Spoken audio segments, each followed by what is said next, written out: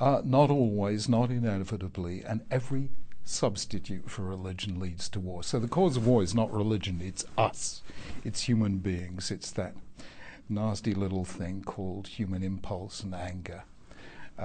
So religion doesn't lead to violence, but it can very much intensify it or provide a justification it's a vehicle for it. And I think no one expected this in the 21st century. It's very interesting you're arguing, making this point now, because of course a lot of people are saying the era in which we're living is one in which there is a clamour or a need for people to find identity. Yeah. Identity politics, nationalist politics is very prominent.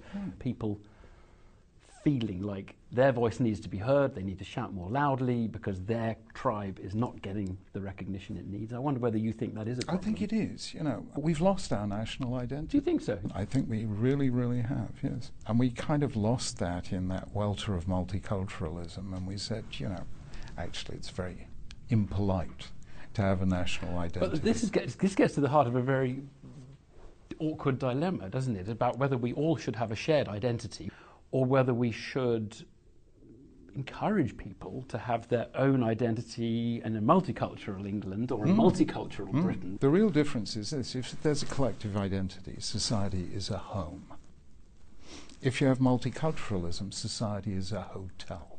It was supposed to lead to greater tolerance. What it led to was what Trevor Phillips called sleepwalking into segregation. Multiculturalism did not promote tolerance or shared identity. It said, you go off and do your own thing. And that turns out to be very destructive. Well, that brings us to a very timely topic, of course, which is anti-Semitism. And many of the British Jewish community have said they have noticed a step change in the level of hostility. Have you noticed that, and does that worry you? Well, I noticed it because our youngest daughter actually encountered this when she was at university. And I found this deeply shocking because I had not experienced a single episode of anti-Semitism in my life, and I'm not exactly low profile. You know, chief rabbis are fairly known to be Jewish for the most part. But it is there, actually. And of course, it's always in a new form because anti-Semitism is so socially unacceptable that it can only survive the way a virus survives, which is by mutating. In the Middle Ages, Jews were hated for their religion. In the 19th and 20th centuries, you weren't allowed to hate anyone for their religion because this is post-Enlightenment Europe. So they were hated for their race. Today you can't hate anyone for their race, so you hate them for their nation state.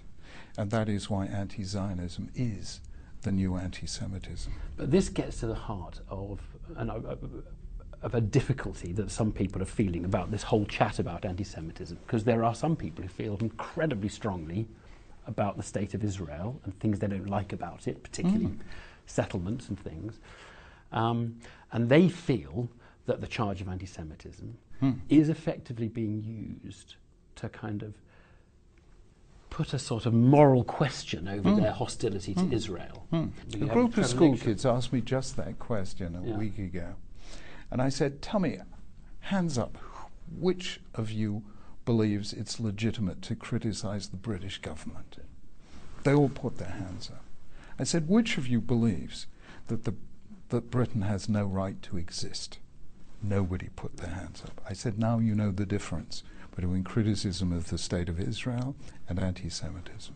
How surprised have you been about the traumas the Labour Party has been through with Ken Livingstone and the charges of anti-Semitism? How serious do you think a problem the party has?